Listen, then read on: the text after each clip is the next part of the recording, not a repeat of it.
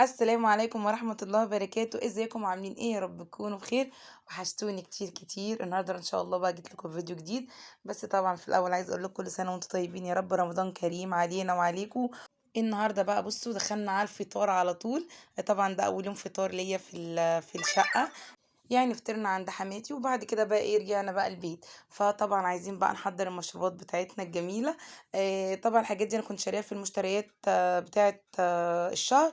الحاجات دي يعني كنا جايبينها كده ايه اول مرة نجربها بقى. ده خروب بودرة ودوم بودرة. فقلنا بقى نجربهم، انا صراحة بحبهمش يعني، بس ايه محمد بيحبهم. فقال خلاص يعني هجربهم. المهم ايه، انا يعني كنت فاكرة ان هم هيتدوبوا في المية مثلا كده ونحط السكر وخلاص كده بقى المشروب جاهز. لأ، قريت عليه. لقيت انه لأ، بيتدوب في لتر ونص من المية، وبيترفع على النار لمدة 10 دقايق، وبعد كده بيتصفى ويتحلى بالسكر. يعني طلع ايه شغلانة. فانا كنت فاكرة ان هو هيتعمل على طول كده، لان اكل النهارده فطار النهارده مش هياخد معايا وقت. آه، ف فافتكرت برضو ان المشروبات هتبقى كده. انما لا، فوجئت بقى ان هو لازم بقى يتغلي ويتصفى وموال وي وي. فخلاص بقى يعني قلت هعملهم يعني احطهم في التلاجة وهيريحوني يومين ثلاثة محمد يشرب منهم يعني. عملت الخروب ورفعته على البوتاجاز. وبعد كده هعمل بقى الدوم. زي ما مكتوب عليه بالظبط، لتر ونص من المية على 4 معالق من المسحوق البودرة ده بقى، سواء دوم سواء خروب. وبقلبهم كده وبعد كده بارفعهم على النار 10 دقايق كده، زي ما مكتوب عليهم بالظبط. انا عملت وبدأت بيهم يعني، قلت ايه علشان دول هيبردوا ايه براحتهم. وبعد كده بقى ايه هنكمل المشروبات بتاعتنا. هنعمل ايه بقى؟ طبعا الاساسي الكينج البرنس، البلح باللبن، اللي بصوا اللي انا زعلانه جدا ومحرومه منه. لا مش محرومه منه يعني انا باكلش، لا انا باكل بلح باللبن، بس طبعا مش نفس الكميه اللي انا كنت باكلها ايه في رمضان اللي فات. انا بحب اعمل كده المج الكبير بتاعي ده كده، واستقنيس كده بقى مع نفسي وافطر. ممكن اقعد في كوبايه البلح باللبن دي بتاعتي اللي انا بعملها بقى دي، اللي هو البلح العجوه ده. بحبوش بالبلح الناشف، بحب بلح العجوه ده. ممكن اقعد فيها كده حوالي ممكن 10 دقايق ولا حاجه، ابص بقى كده مزاج كده مع نفسي. فطبعا عشان طبعا الحمل وكده، فالدكتور قال لي يعني هم 3 بالعدد. بس انا يعني الحمد لله ممكن اكون بحط 13 يعني مش 3. مش عارفة يعني والله إيه تكوني مش باقدر أحط ال3 بالضبط كده لو الدكتور قايل عليه، مع إن هو ال3 سُنّة على فكرة. والمفروض يعني هُم يبقوا 3. بس أنا فعلًا باحبه جدًا، جدًا، فعارفين باحط بالكبشة كده، فزي ما تيجي بقى. فعملت بقى كده، جبت البلح، عايزة أقول لكم البلح ده اللي إحنا جايبينه من كارفور. قُلت هابدأ بيه الأول، مش هابدأ بالبلح اللي في العلبة. بس بجد تحفة جدًا، حلو أوي، أوي، أوي. البلحية كده الواحدة بوحدتها. طبعًا أنا منقياه طبعًا بالواحدة، ومن جوّه كده نضيف. أنا باحب أفتح البلح كده وأشوفه يعني لا يكون فيه صوص ولا حاجة من جوّه. وبُصّوا بادّي له شطفة، أنا هنا بقى أخدته على الحوض ادّيته شطفة. وبعد كده هارجع بقى أكمّل الحاجات بتاعته. بس أنا ما باعملوش كده من الكيس للبن على طول أو للكوباية على طول، لأ لازم أدّي له الشطفة ديًّا، علشان خاطر لو في أي حاجة إيه في البلح. المهم جِبت بقى اللبن بتاعي. حطيت كده اللبن عشان خاطر هاسخّنه على البوتاجاز. وكان عندي شوية لبن باقيين من مزارع دينا. عايزة أقول لكم إن هُم والله كانوا من ساعة ما جبنا المشتريات لحد دلوقتي أهُم كانوا لسه الشوية دول موجودين في الإزازة وكانوا زي الفل. وسخّنتهم كمان على النار، ما قطعوش، ما غيّرش طعم، ما غيّرش لون، ما غيّرش ريحة ولا أي حاجة. حطيته مع اللبن برضه وسخّنتهم هُم الاتنين مع بعض. أنا باحب أحط اللبن سخن، ما باحبش أحطه إن هو يكون بارد أو ساقع أو أي حاجة، لأ أحب أحطه دافي كده. أو لو هو لبن عادي مثلًا جاموسي أو كده هاغليه، وهاحطه برضه سخن واسيبه بقى يبرد مع البلح براحته، اللي هو البلح ينزّل كل السكر والطعم والجمال بتاعه في اللبن. حطيت بقى البلح بتاعي كده في الكوبايات. طبعًا عاملة هنا كوباية الحموزي، وكوباية لبيري طبعًا عشان بيري شاطرة بتصوم. المَج ده لمحمد علشان خاطر حطيت له البلح، وهاحط له عليه إيه، واحدة مشمشية وواحدة تينية كده يعني، الحاجات اللي هي اللي إحنا كنا جايبينها برضه دي. برضه ماليش يعني ما باحبهاش يعني، ما هو بلح باللبن بس كده. بس محمد إيه بيحبهم يعني. حطيت له كده واحدة مشمشية وحداية بس. وواحدة قمر واحدة لأ تينية، قمر الدين إيه، واحدة تينية. الزبيب، باحط عليه شوية زبيب. كان عندي قمر الدين بس نسيت خالص، نسيت خالص إن أنا أبِلّه من قبلها يعني. فقُلت لأ خلاص مش مشكلة، المشروبات النهارده ما شاء الله كتير، خلّي قمر الدين يبقى يوم تاني إيه لوحده يعني. بعد كده بقى جبت بقى الخلاط بتاعي، كان عندي بقى كده شوية موز بس كانوا ايه مستويين يعني، فقلت لأ يبقى ايه نعمل كمان عصير موز باللبن. يلا بقى، ما هي زيطة بقى، زيطة مشروبات يعني. ما شاء الله يعني. رمضان بيحب المشروبات. انا يعني احنا عن نفسنا بنحب نشرب مشروبات على الفطار يعني. فقلت لا شوية الموز ده كده لا، نجيبهم بقى كده ونعمل شوية موز باللبن علشان خاطر ايه يعني لا هيبوظوا. فقلت لا نعملهم موز باللبن كده ونشربهم، يبقى طعمهم حلو قوي قوي على الفطار، وفعلا كان طعمهم حلو قوي.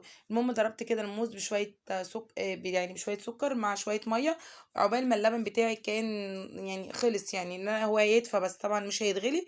هو اللبن ده اللي هو الجاهز ده عايز بس ان هو ايه يدفى كده. وبعد كده اهو بصوا بقى حطيت شويه على الموز، وبعد كده قلت لا احط الاول اللبن على البلح، والباقي هرجعه على الموز تاني، بس اهم حاجة ان انا ايه اضمن ان البلح بتاعي يكون خد كمية اللبن المناسبة. وعايزة اقول لكم حمزة تاني يوم ما عملتلوش يعني، خلاص هو ما رضاش يكمل اصلا الكوباية بتاعته بتاعت البلح باللبن، فما عملتلوش بقى بعد كده. المهم بصوا صبيت بقى الموز في الشفشق الجميل القمر الكيوت ده اللي انا مخليه لرمضان بس، وبقى حبة لبن حطيتهم عليهم كده من على الوش وخلاص كده بقى. الموز باللبن جاهز، والبلح باللبن جاهز، و كملت بقى البرطمان او اي حاجه مثلا سكريه او كده كملتها بكيس السكر بتاعي، وهشيل بقى بقيه الكيس. دلوقتي بقى خلاص قلت بقى هعمل ايه. هعمل الفطار النهارده. الفطار بتاعي سهل جدا جدا جدا، طبعا مش هياخد اي وقت. هنعمل ايه؟ طبعا انت خلاص شفتوا. هنعمل كفته اللي هي كفته الرز، او الكفته كفته بالصلصه. هي كفته الرز يعني، انا كنت عامله كيلو. ما كنت عند ماما يعني اخر مره كنت عامله كيلو، وقسمته على نصين وشلتهم في الفريزر. ده مش نص كامل يعني اللي انا بعمله ده. لا يعني احنا لما عملناها عايزه اقول لكم لما رحت من عند ماما تاني يوم عملت كده ايه، قلت نعمل ايه طبق كده نتعشى بيه. والله العظيم فعلا قلنا لا خلاص يعني. كان فعلا عشاء واكلنا حوالي الساعه 2 بالليل يعني. فاخدت منهم كده شويه بس على قد الطبق اللي احنا اتعشينا بيه ده، والباقي النص ايه شلته، قلت ايه نبقى نعمله ايه في رمضان. شكرا يا حموزي. هبوسه تاني كده. الله، هتقول لهم يعملوا ايه؟ اعملوا زي ايه ده، ايه ده، ايه الحماس ده كله؟ قول لهم. وبعدين احنا عجناها، بعدين قلت لماما حاجة كده كلها. ايه ده، ايه ده، وانت بتشرح لهم عجنا ايه؟ انت بتشرح لهم الكفته؟ ايه طب مش انا عايزه ابوس، انا عايزه ابوس. يلا. إيه سمعتوا بقى حمزه بيقول لكم احنا عجناها؟ لا احنا صبعناها. إيه طلعتها كده تفك، طبعا كنت مطلعها من بالليل تفك، و فكت خالص بقى بقت سهله. هبدا ان انا اصبحها كده بشويه زيت وبس. بعد كده ايه هنحمرها. دي كانت الكميه اللي طلعت. عايزه اقول لكم ان الكميه دي قعدت معانا الحمد لله يعني، اللهم بارك، قعدت معانا يومين حلوين جدا. رحموني طبعا ان انا اعمل فطار تاني يوم. بعد كده بقى جبت الكفتة بتاعتي وبدأت ان انا ايه هحمرها. طبعا مرحلة أكل الكفتة المحمرة دي فظيعة. بس طبعا خلاص بقى احنا صايمين فما فيش. الكفتة اتحمرت اتحطت في الصلصة على طول. هو بس حمزة اللي بيحبها متحمرة اديته برضو منها، والباقي بقى خلاص عملنا ايه بالصلصة. طبعا المشروبات بتاعتي كانت جاهزة، فكده انا مش قدامي غير الفطار بس. وانا عارفة ان الكفتة كمان مش هتاخد وقت. بصوا ادينا اهو حمرت الكفتة بتاعتي. بصوا شايفين بقى. طبعا بقى براحتك بقى، عايزة تطلعيها فاتحة تطلعيها غامقة براحتك خالص. بس انا بحمرها تحميرة كده حلوة. وهكمل بقى الكمية التانية بتاعتي وخلاص كده. الاكل بتاع النهاردة سهل جدا، او فطارنا النهاردة ده سهل اوي اوي اوي. طبعا انا مش كل الاكل بعمله في نفس الوقت يعني ايه. لا لو انا طبعا ببقى عارفه من بالليل هعمل فطار ايه. انما الكلام ده في الايام العاديه اللي هو ممكن إيه تعدي مثلا الساعه 7 8 9 وانا لسه مفكرتش هعمل اكل ايه. انما في رمضان لا طبعا علشان مواعيد محمد يروح الشغل وكده، فطبعا لازم اكون مفكره هعمل اكل ايه علشان كمان احضر الاكل. في اكل مثلا بياخد وقت، في اكل لما بيتعمل على طول وكده يعني.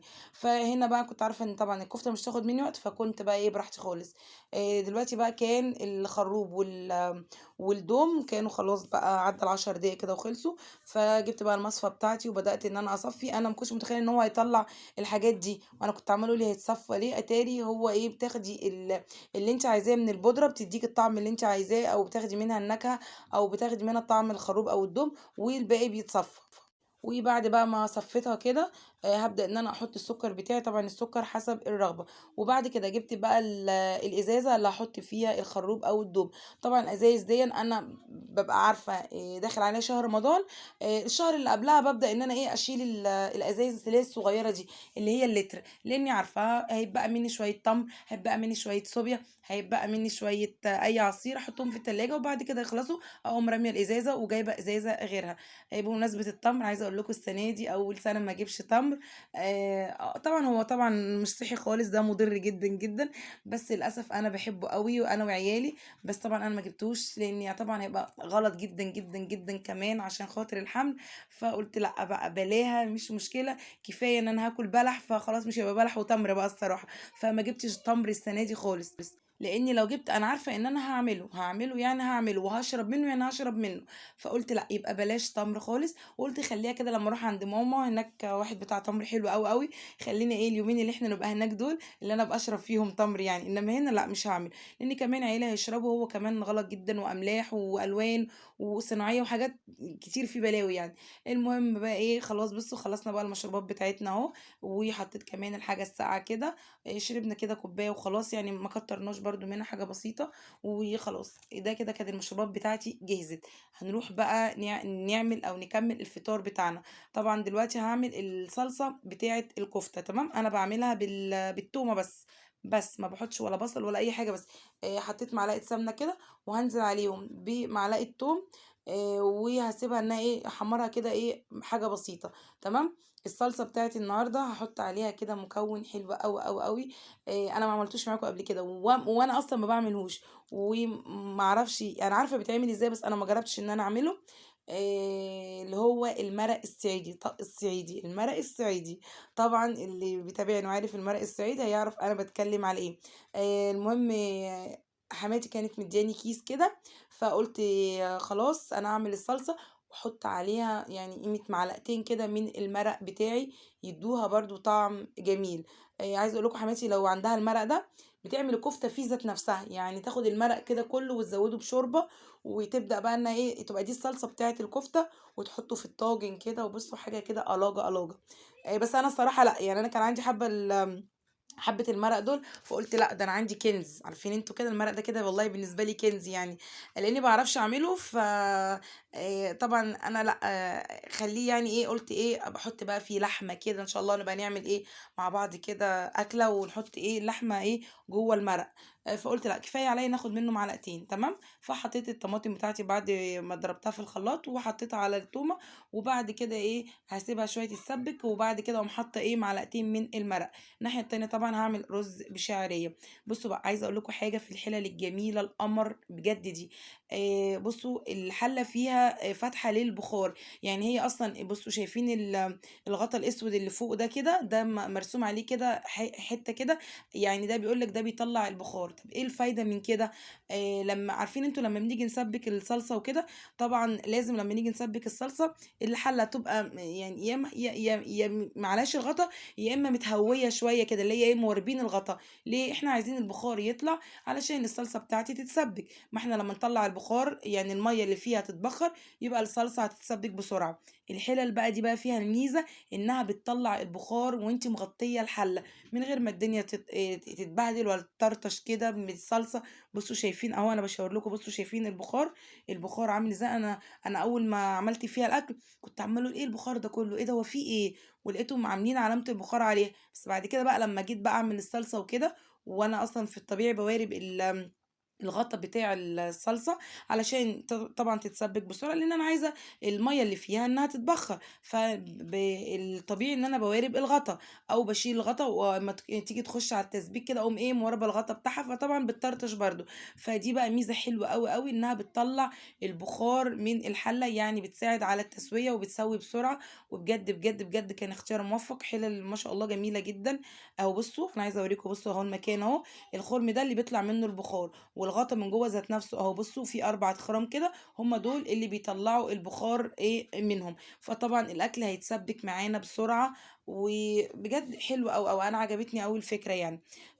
خلاص كده أنا الرز هيتشرب واوطي عليه، والناحية التانية الطماطم هي سبتها اتسبكت شوية. جبت بقى بصوا المرق، أنا كنت طلعته، أنا افتكرته يعني قبل ما أعمل أكلي مثلا بنصاية كده أو حاجة، فما كانش كله فك، حبة صغيرين بس كده هما اللي فكوا. فأنا قلت هما دول اللي هاخدهم أحطهم على الصلصة بتاعتي، هيطعموها كده وهيبقى طعمها حلو أوي. وبرده حطيت برده شوية فلفل اسود وشوية بهارات كده صغيرين على الصلصة، علشان يدوها ايه الطعم بتاعها. وطبعا ايه ما ننساش الملح. بس كده بصوا بقى، شايفتي يعني شفتوا بقى الاكله بتاعت النهارده سهله جدا، والفطار بتاع النهارده سهل جدا. فانتوا بقى اكتبوا لي في الكومنتات انتوا فطرتوا ايه النهارده. كل واحد بقى يكتب كده ايه فطر ايه. خلونا ناخد افكار ونغش من بعض شويه. اللي برضو مش في باله الكفته، ادينا اهو غششتكم اكله لو مش في بالكم. وانتوا برضو غششوني برضو فطرتوا ايه النهارده. بصوا بقى، ده كده كان الفطار بتاعنا النهارده. حطيت بقى شويه مخلل كده بصوا، لوز العنب، وادي الرز بشعريه، وادي الكفته. طبعا انا ما اكتشفتش ان الصلصه طبعا اتسبكت قوي كده غير وانا بغرف، فقلت خلاص مش مشكله عادي هنغرفها برضو وناكلها. وتاني يوم زودت لها شويه ميه وبقت زي الفل، فجميله يعني مفرقتش معانا. وبس كده ده كان الفطار بتاعنا النهارده. وبعد بقى ما فطرنا كده، طبعا لازم نعمل بقى ايه نظبط التظابيط اللي احنا بنظبطها. دخلت بقى عشان اولع الانوار بتاعه رمضان او الزينه او الحاجات اللي احنا حاطينها يعني. بحب كده بعد الفطار بقى كده، بعد ما نفطر يعني، اقوم مشغله الحاجات اللي احنا معلقينها، فروع النور وكده، بتدي شكل جميل قوي. بصوا شايفين شكل الفانوس؟ بعشق شكله في الارض كده، شكله حلو قوي قوي، عاجبني قوي، عاجبني مكان. بصوا عاجبني مكانه قوي، فبجد حلو. وبرضو ولعت فرع النور كده اللي عند الستارة. ولعت ولا شغلت؟